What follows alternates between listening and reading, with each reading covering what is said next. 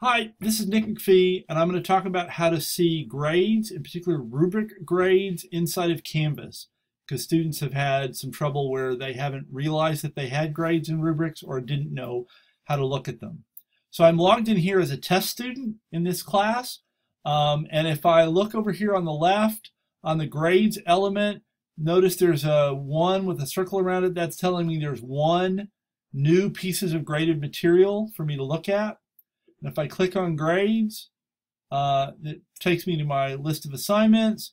And this blue dot here tells me that I've got a score of 5 and that there's information that I can look at about this. I could get at that information through here. What I'm going to do is actually click on the assignment. And this is, I think, the thing that confuses people is if they get to this assignment view, it's not clear to them where any other information is. There's this big space here that says there's no preview available because for this assignment it was done on paper, so there's nothing in Canvas about the work. Normally, if you had turned in electronic work, that would be showing up here. You can see my comment to the test student about their work here, and you could, as a student, respond to that here if you wish.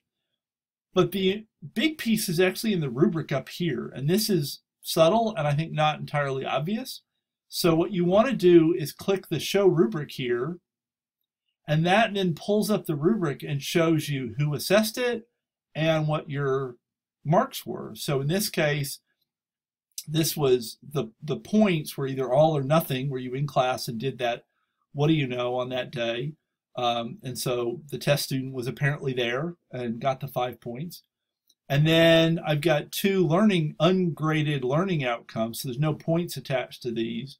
And the test student partially met the expectations on this learning goal, fully met the expectations on this learning goal. I can look for longer descriptions by clicking these links if I'm concerned about what exactly these things mean.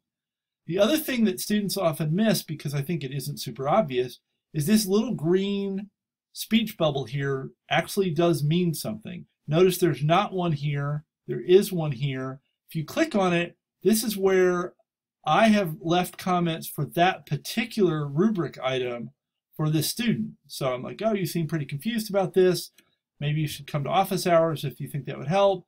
And so you want to catch these little speech bubbles because that might be where more fine-grained information is being left by the instructor or the TA in the course. So hopefully that helps. Definitely let me know if you've got any questions. Thanks a lot. We'll talk to you later.